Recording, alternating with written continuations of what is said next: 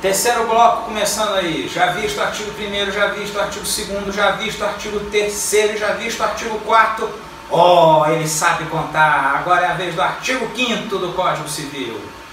Fim da incapacidade. Fim de qual incapacidade? Estamos falando agora de capacidade de fato, que é a capacidade de exercer por si só direitos e deveres na vida civil. Vimos que no artigo 3º eu tenho os absolutamente incapazes menores de 16, que serão representados pelos pais ou por um tutor. Falamos no artigo 4º, do maior de 16, menor de 18, que serão assistidos por pais ou tutores. Falamos do ébrio, falamos do viciado em tóxico, falamos daqueles que por causa permanente ou transitória não puderem expressar sua vontade, e aqui compreendidas algumas doenças e enfermidades mentais, e aqui compreendido também, por exemplo, o camarada está em coma, o estado vegetativo no hospital. Falamos do pródigo, aquele que é viciado em gastar, o melhor exemplo é o viciado em jogo.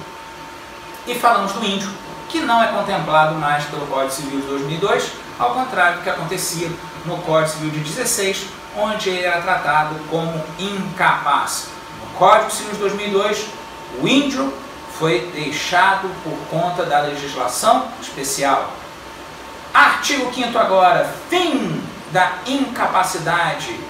A maioridade civil, ela é semelhante à maioridade penal, mas são institutos que não se confundem, como a gente vai ver no fenômeno da emancipação. Quando é que alguém se torna plenamente capaz? Quando é que alguém se torna pleno a exercer a capacidade de fato? A capacidade de exercer por si só direitos e deveres na vida civil.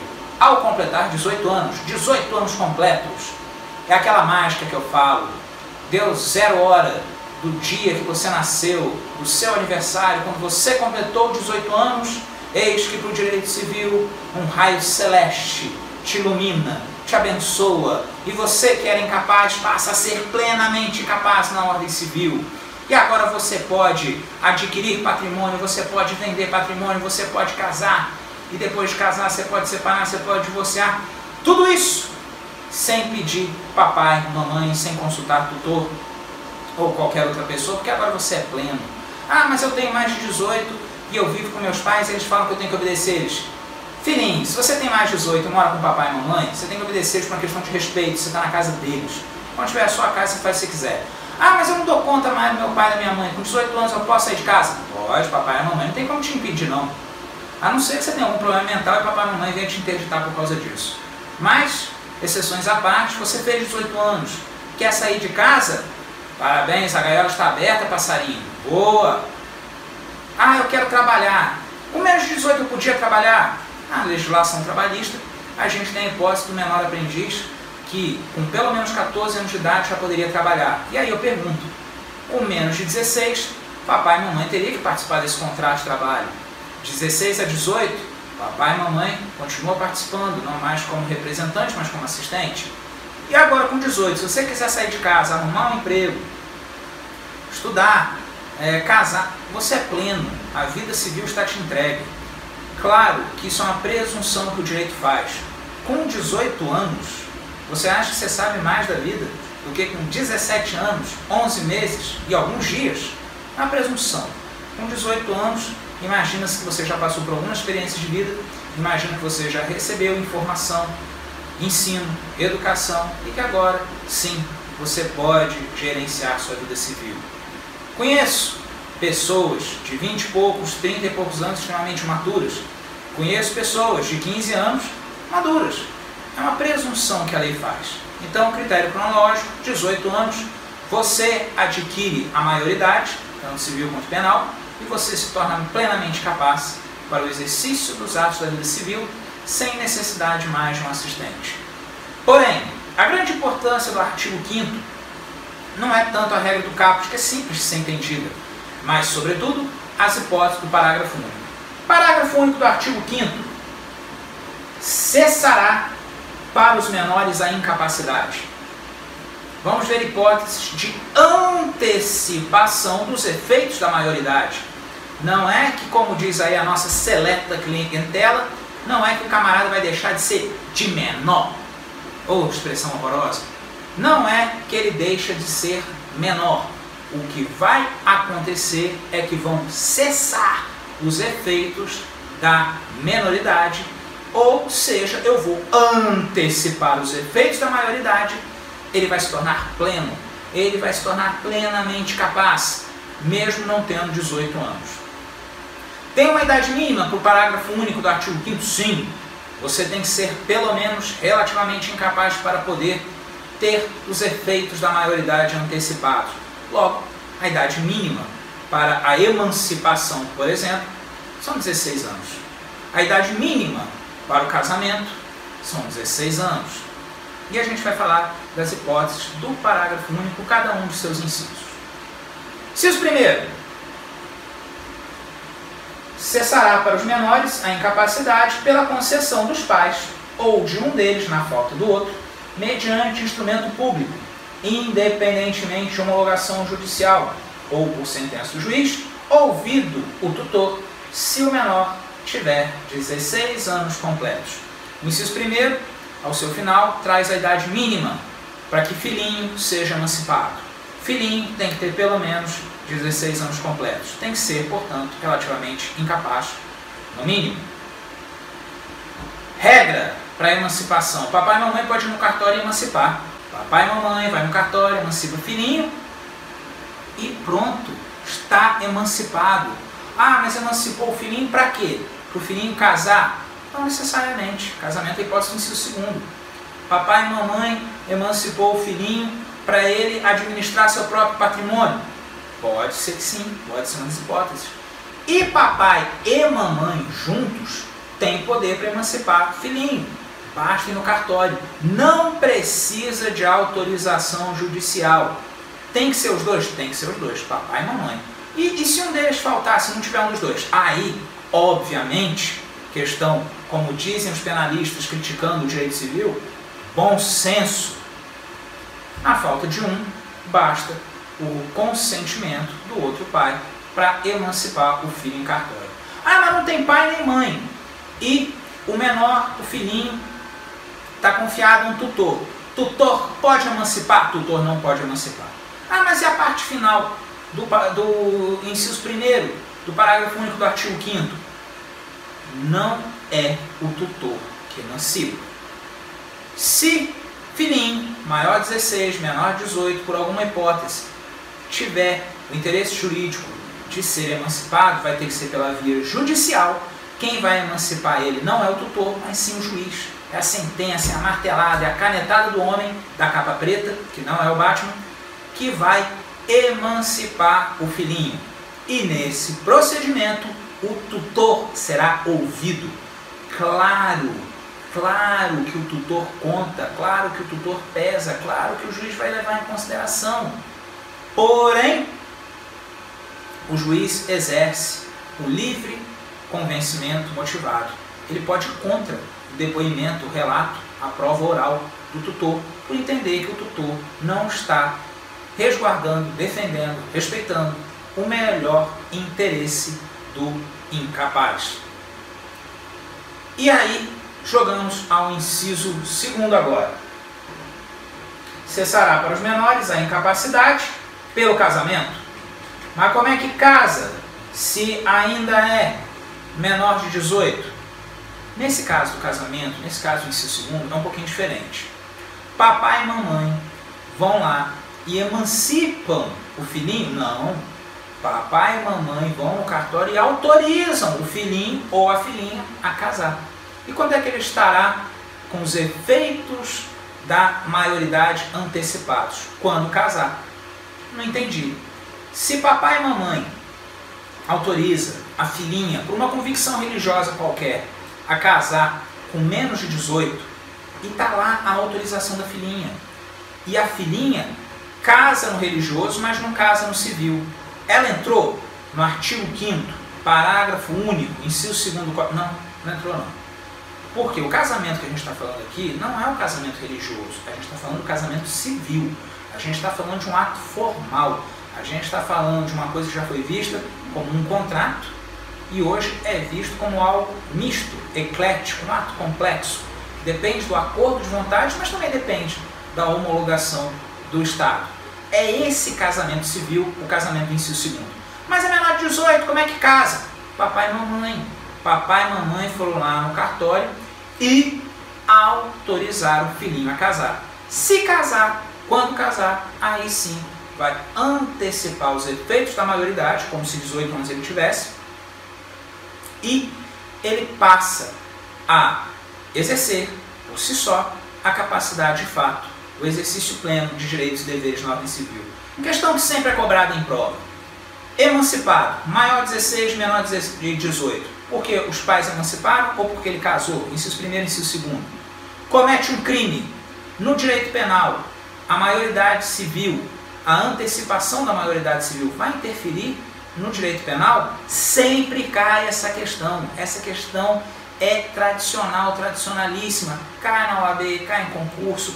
Para os meus alunos, fica esperto, vai cair na minha prova. O que acontece aqui? Não se confunde a maioridade civil com a maioridade penal. Se ele tem mais de 16 e foi emancipado ou foi autorizado para casar, casou e com isso antecipou os efeitos da maioridade, vida civil. Pode adquirir patrimônio, pode desfazer de patrimônio, pode divorciar.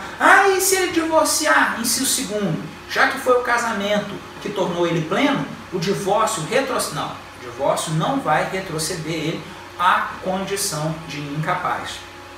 Ele é tão pleno, ele é tão capaz, que até mesmo divorciar ele pode fazer. Mas o gancho que eu ia fazer com o direito penal é emancipado ou antecipado os efeitos da maioridade por qualquer outra causa, comete um crime. Ele vai responder conforme a maioridade penal também? Não se confunde a maioridade civil com a maioridade penal. Para o direito penal, ele continua sendo inimputável, não vai responder pelo crime, ele vai responder um ato de infração lá previsto e regido pelo ECA, regras próprias, melhores estudadas também no direito de família. Mas cuidado com isso. Não confundam a antecipação dos efeitos da maioridade civil, artigo 5º, parágrafo único, com nenhuma hipótese de crime lá do Código Penal. Mas sempre cai isso em prova. Inciso 3º. Também cessará os efeitos da menoridade, ou seja, eu vou antecipar os efeitos da maioridade quando? Pelo exercício de emprego público efetivo. Esse inciso ele é meio inócuo, é difícil de ver ele acontecer na prática. Porque a maioria dos concursos públicos, já que está falando de emprego público efetivo, essa palavra efetivo me joga ao servidor concursado, ao servidor que é, portanto, um emprego público efetivo, concurso.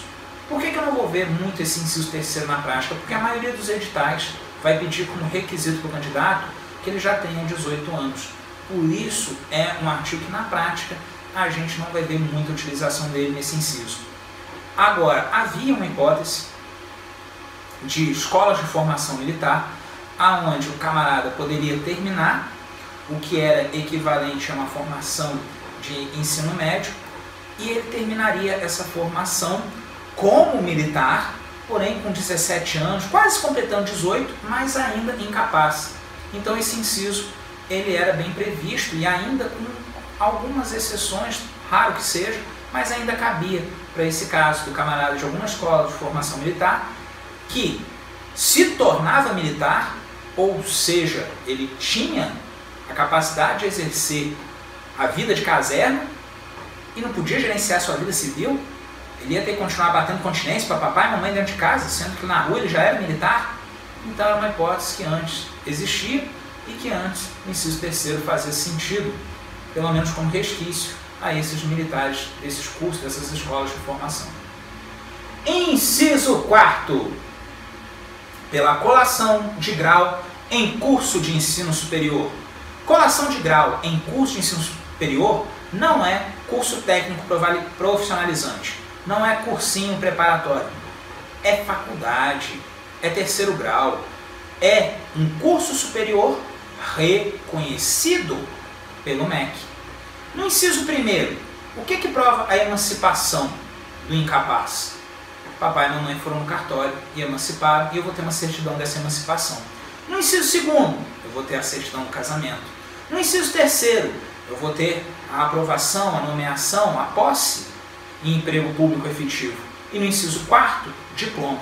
Mas como? Como que alguém vai ter diploma na faculdade, ensino superior, cursos que levam 4, 5 anos, medicina um pouco mais, se ele não tem 18 anos?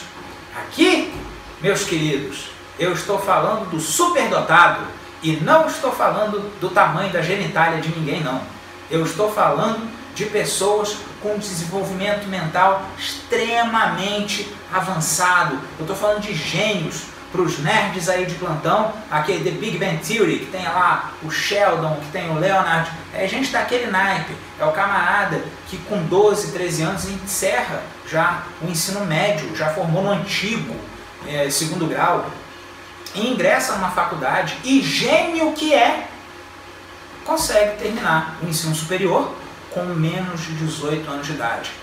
Claro, é raro de acontecer, é raríssimo de acontecer. Eu não sei se é só a minha família que é limitada, não. Mas eu não conheço, na minha família, ninguém com menos de 18 anos formou na faculdade, conseguiu diploma. Pode ser que na família de vocês tenha algum caso, pode ser que algum amigo, algum conhecido, enfim. Se acontecer, se a gente estiver diante desse superdotado e ele conseguir terminar a faculdade com menos de 18 anos, o seu diploma é a prova que ele atingiu a capacidade plena.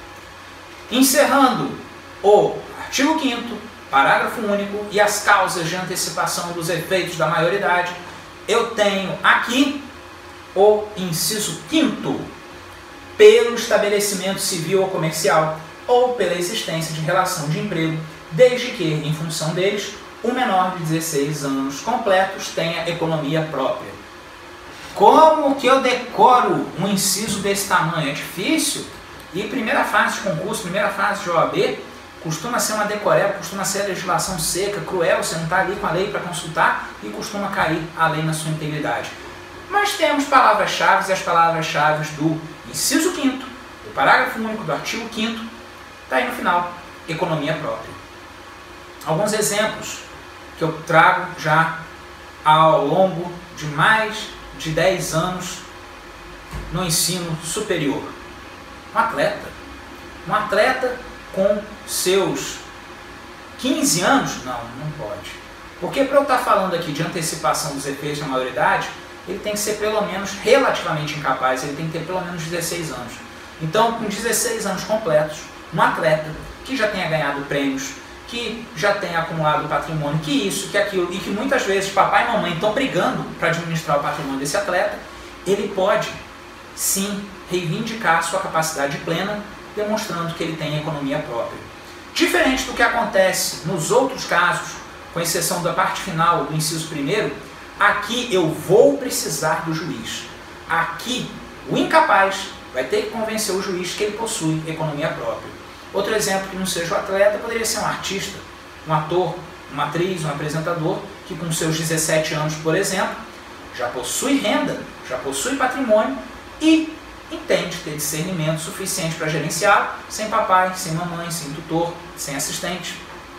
Vai ter que também pedir e comprovar judicialmente que tem economia própria. E um exemplo contemporâneo. Hoje em dia, com tanta tecnologia, com tantos celulares, pode ser que alguém com seus 17 anos invente um aplicativo, um jogo, às vezes um jogo simples. E com isso, ele ganha dinheiro. E mais do que dinheiro, não é o camarada com 17 anos, vai na loteria, faz uma fezinha, faz uma aposta e ganha um dinheiro, ganha uma quantia. Não, não é isso. É economia própria, fonte de sustento, de onde se manter. Nesse caso, pode ser com 17, quase 18 anos, o camarada cria um aplicativo, esse aplicativo dá muito certo e ele ganha muito dinheiro com isso e ele adquire patrimônio e está lá. Papai e mamãe brigando pela gerência desse patrimônio do filhinho. Pode ser que ele requeira pela via judicial a antecipação dos efeitos da sua maioridade, maior 16, menor 18, e com isso ele atinja a capacidade plena. Não vai tornar ele, repetindo, frisando, sendo chato, não vai tornar ele penalmente responsável Se ele cometer um crime, ele ainda não responde no Código Penal pelas iras da maioridade penal, mas civilmente ele já pode vender, ele já pode comprar, adquirir, desfazer patrimônio, pode casar, pode divorciar. E fica aqui uma questão. Voltando ao inciso primeiro. Se papai e mamãe emancipam o filho por uma causa ilícita, se papai e mamãe emancipam o filho por uma causa ilícita, essa emancipação ela pode ser derrubada? Eu vou começar o próximo bloco retomando dessa questão.